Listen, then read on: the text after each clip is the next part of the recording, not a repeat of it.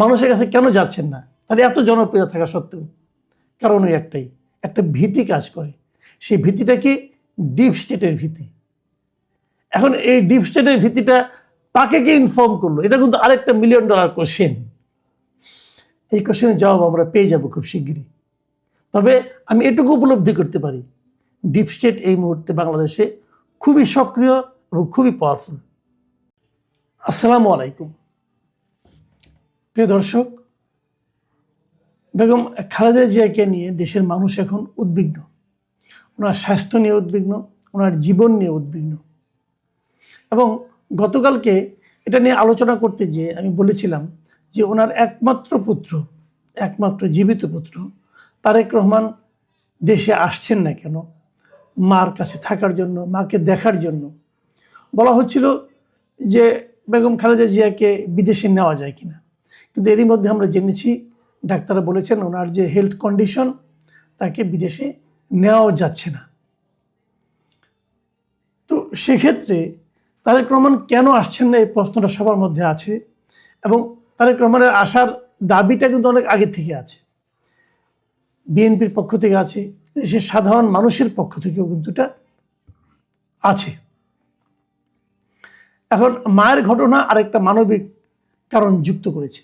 এটা নিয়ে কালকে আমি কিছু কথা বলেছি এবং আমাদের সাধারণ মানুষের মনের ভাবটা কি সেটাও আমি আমার মতো করে বলার চেষ্টা করেছি। কিন্তু যে কথাটা কালকে আমি বলিনি সেটা হলো, এই তার আসতে না পারা, এর পেছনে কি ডিপ স্টেটের কোনো ভূমিকা আছে? এখন ডিপ স্টেট জিনিসটা কি, এটা নিয়ে আলোচনা কিন্তু হতেই পারে। সে আলোচনায় আমি আসছি। তার আগে আমি একটু বর্তমানের বাস্তবতাটা বলে নিই।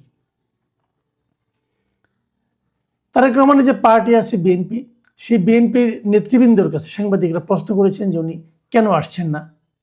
মির্জা ফখরুল ইসলাম আলমগীর, যিনি বিএনপির মহাসচিব, তাকে যখন প্রশ্ন করা হয় তিনি কেবল বলেছিলেন যে তারেক রহমানের ফেসবুক স্ট্যাটাসে সব ব্যাখ্যা আছে, এই বিষয়ে আর কিছু বলার নেই। এখন ফেসবুক স্ট্যাটাস উনি কী বলেছেন আমি আবারও কালকে পড়েছি, আরেকবার নতুন করে বলি। আমি ওই জায়গাটুকু বলি যেটুকু তার আশার সম্পর্কে আছে। তিনি বলেছেন যে এমন সংকটকালে মায়ের স্নেহ স্পর্শ পাবার তীব্র আকাঙ্ক্ষা যে কোনো সন্তানের মতো আমারও রয়েছে, কিন্তু অন্য আর সকলের মতো এটা বাস্তবায়নের ক্ষেত্রে, এখান থেকে খেয়াল করেন, এটা বাস্তবায়নের ক্ষেত্রে আমার একক সিদ্ধান্ত গ্রহণের সুযোগ অবারিত ও একক নিয়ন্ত্রণাধীন নয়। মানে উনি একাই সিদ্ধান্তটা নিতে পারছেন না, ওনার নিয়ন্ত্রণেও নেই সে সিদ্ধান্ত নেওয়ার ক্ষমতাটা। তারপরে আরও বলেছেন, স্পর্শকাতর এই বিষয়টি বিস্তারিত বর্ণনার অবকাশও সীমিত। মানে বিষয়টা এক নম্বর হলো স্পর্শকাতর, এবং এটা কী ঘটনা এটা নিয়ে বিস্তারিত বর্ণনাও উনি করতে পারছেন না। তারপর উনি বলেছেন, রাজনৈতিক বাস্তবতার এই পরিস্থিতি প্রত্যাশিত পর্যায়ে উপনীত হওয়া মাত্রই স্বদেশ প্রত্যাবর্তনে আমার সুদীর্ঘ উদ্বিগ্ন প্রতীক্ষার অবসান ঘটবে বলেই আমাদের পরিবার আশাবাদী। মানে ওনাদের পরিবার আশাবাদী যে খুব শিগগিরই এটা যদি ঘটে যায়, ওনারা যা চাচ্ছেন, তাহলে উনি যেতে পারবেন। মির্জা ফখরুল ইসলাম আলমগীর এদিকে ইঙ্গিত করেছেন যে ওখানেই সব বলা আছে। তার মানে কি, বেশি কথা অথবা খুলে বলার ইচ্ছা তার দল বিএনপিরও নেই, তারাও খুলে কিছু বলতে চায় না। কেন গোপনীয়তা? কার কাছে গোপন করতে চায়? এবং সেটা কি গোপন করতে গেলে আরো বেশি সন্দেহের জন্ম দেয় না? এই প্রশ্নগুলো কিন্তু আমি কালকে করেছিলাম। তাহলে কি সরকার আসতে দিতে চায় না? সরকার কি বলছে? সরকার গতকালকেই বলেছে, সরকারের এই স্ট্যাটাস নিয়ে তারেক রহমানের এই স্ট্যাটাস প্রকাশিত হওয়ার কিছুক্ষণের মধ্যেই, অল্প কিছুক্ষণ পরেই সরকারের প্রেস সেক্রেটারি তিনি বলেছেন যে তারেক রহমানের ফেরার ব্যাপারে সরকারের তরফ থেকে কোনো ধরনের বাধা নিষেধ বা কোনো ধরনের আপত্তি নাই। সরকার স্পষ্ট করেছে নাই। আমি আগেও বলেছিলাম আপনাদেরকে যে গত 15ই জুন যখন প্রধান উপদেষ্টার সঙ্গে তারেক রহমানের বৈঠকটা হয়, তখনই আমাদের স্বরাষ্ট্র বিষয়ক উপদেষ্টা জাহাঙ্গীর আলম চৌধুরী বলেছিলেন যে তারেক রহমানের দেশে ফেরার ব্যাপারে তাদের কোনো ধরনের বিধিনিষেধ বা আপত্তি নেই। তাই সরকার কিন্তু দায়টা নিজের কাঁধে আর রাখলেন না। তাহলে দায়টা কার? এবং আজকে আমরা এটাও দেখলাম যে আমাদের পররাষ্ট্র বিষয়ক যিনি উপদেষ্টা আছেন মিস্টার তৌহিদ হোসেন, তিনি কিন্তু বলেছেন যে তারেক রহমান যদি আজকে আসতে চান তাকে একদিনের মধ্যে ট্রাভেল পাস দিয়ে দেওয়া হবে। মানে উনি যদি আজকে সিদ্ধান্ত নেন কালকের মধ্যে ট্রাভেল পাস দেওয়া যাবে এবং উনি পরশুদিন চলে আসতে পারবেন।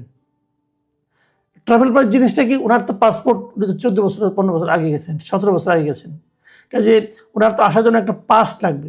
সেই পাসটা বাংলাদেশ হাই কমিশন যেটা আছে লন্ডনে তারাই দিবে ওনাকে, একটা ট্রাভেল পাস দেবে, সেই পাস নিয়ে উনি বিমানে করে দেশে আসতে পারবেন। এটা ওয়ান টাইম ট্রাভেল পাস বলে, কোনো ব্যাপার না, আসতে পারবেন। তাহলে আসার ক্ষেত্রে আইনগত কোনো ধরনের জটিলতা নাই। তাহলে জটিলতাটা কোথায়? আমি জটিলতাটা একটু ইঙ্গিত দেওয়ার চেষ্টা করি আপনাদেরকে। আমি বলেছি আমি কিন্তু আপনাদের ডিপ স্টেট সম্পর্কে বলবো, তার আগে এগুলো একটু ব্যাখ্যা করে নিই, তাহলে ডিপ স্টেটটা আপনারা ক্লিয়ার হবে।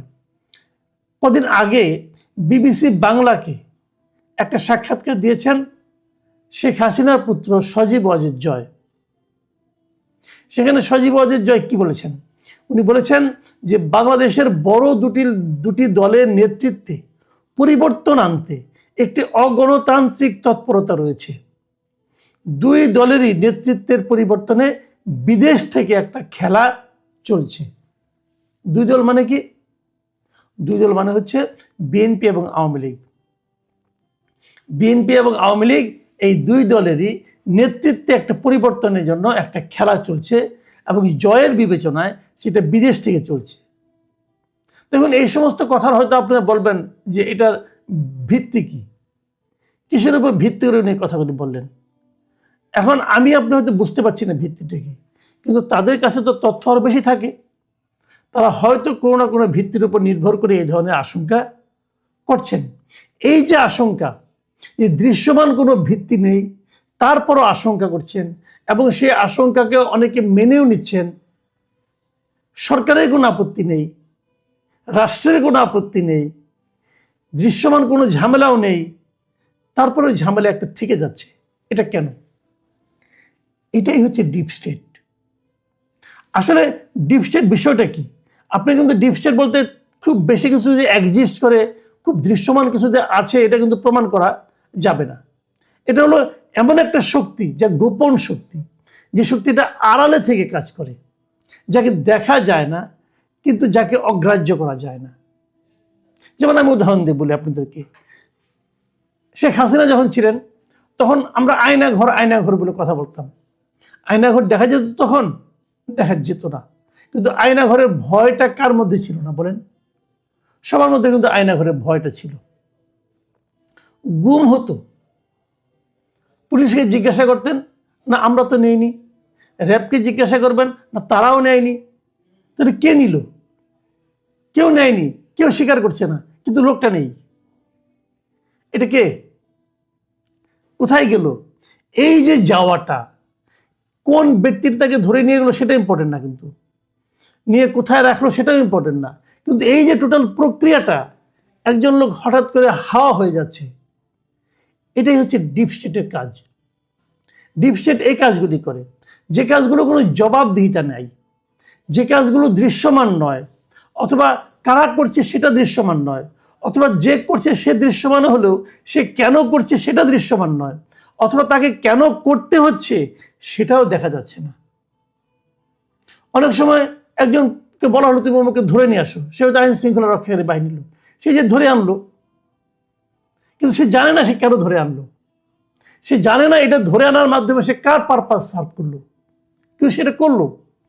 সে হয়তো বলো আমাকে অমুক আদেশ করেছে, আপনি তার কাছে যাবেন, সে বলো ভাই আমিও যাই না, আমাকে অমুকে আদেশ করেছে। আপনি শেষ পর্যন্ত যে আর কাউকে খুঁজে পাবেন না। এটা ডিপ স্টেট। আমি কতগুলো ঘটনা বলি আপনাদেরকে। যেমন ধরেন, আপনাদের মনে আছে মাঝখানে একবার আমাদের ডেইলি স্টারের সম্পাদক মিস্টার মাহফুজ আনাম, উনি একবার একটা সাক্ষাৎকারে বলেছিলেন, একটা টেলিভিশন এটিএন নিউজের একটা সাক্ষাৎকারে উনি বলেছিলেন যে 1/11 সময় ওই ডিজিএফআই অথবা আর্মি ওখান থেকে পাঠানো কিছু তথ্য দিয়ে ওনারা নিউজ করতেন, এবং এটা ছিল ওনার সাংবাদিক জীবনের একটা বড় ভুল, উনি স্বীকার করেছিলেন। এই যেখান থেকে এসেছে এই নিউজগুলো, তারা কি স্বীকার করবে হ্যাঁ আমরা দিয়েছি? স্বীকার করবে না, কিন্তু তারা দিত কেন? সেই হিসেবে একটা ডিপ স্টেট কাজ করত। সরকারের ভেতরে আরেকটা সরকার, যাকে দেখা যায় না কিন্তু তাকে অগ্রাহ্য করা যায় না। এবং সেই ডিপ স্টেট তখন কি চাইতো?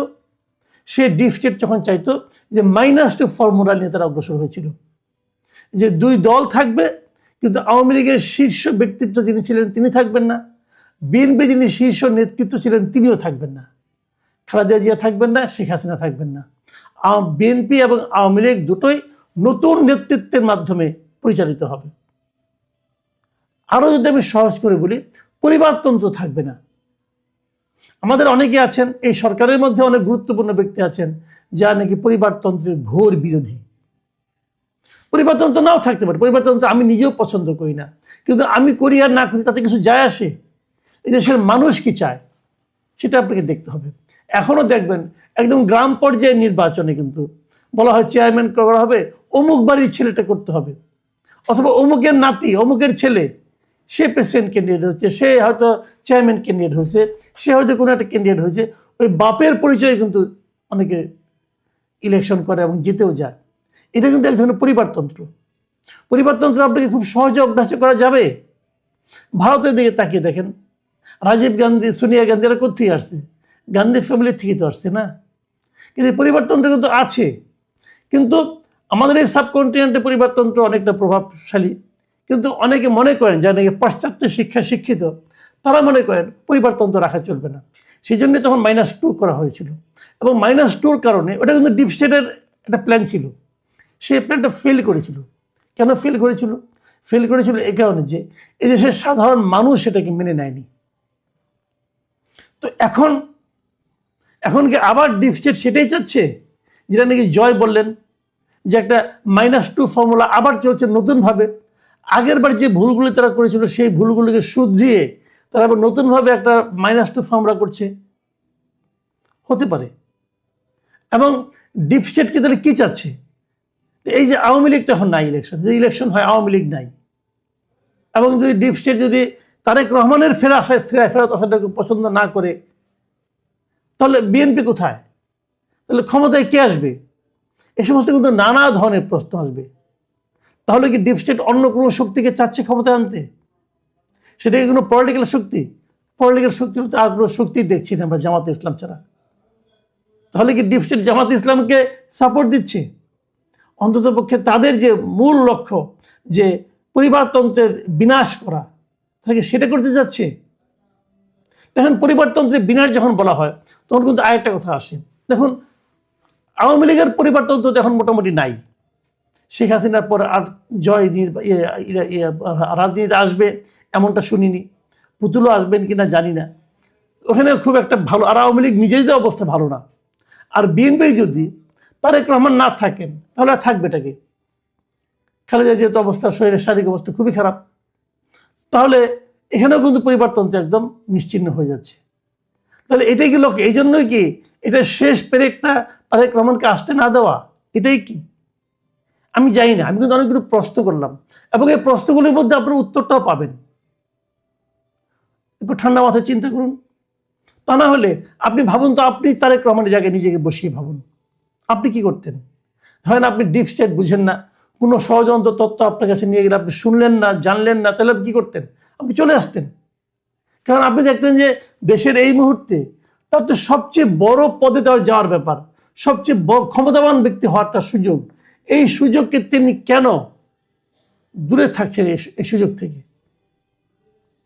মানুষের কাছে কেন যাচ্ছেন না? তাহলে এত জনপ্রিয় থাকা সত্ত্বেও কারণ ওই একটাই, একটা ভীতি কাজ করে। সেই ভীতিটা কি? ডিপ স্টেটের ভীতি। এখন এই ডিপ স্টেটের ভীতিটা তাকে কে ইনফর্ম করলো? এটা কিন্তু আরেকটা $1 মিলিয়ন কোশ্চেন। এই কোশ্চেনের জবাব আমরা পেয়ে যাব খুব শিগগিরই। তবে আমি এটুকু উপলব্ধি করতে পারি, ডিপ স্টেট এই মুহূর্তে বাংলাদেশে খুবই সক্রিয় এবং খুবই পাওয়ারফুল। প্রিয় দর্শক, এখন এ পর্যন্তই। আল্লাহ হাফিজ।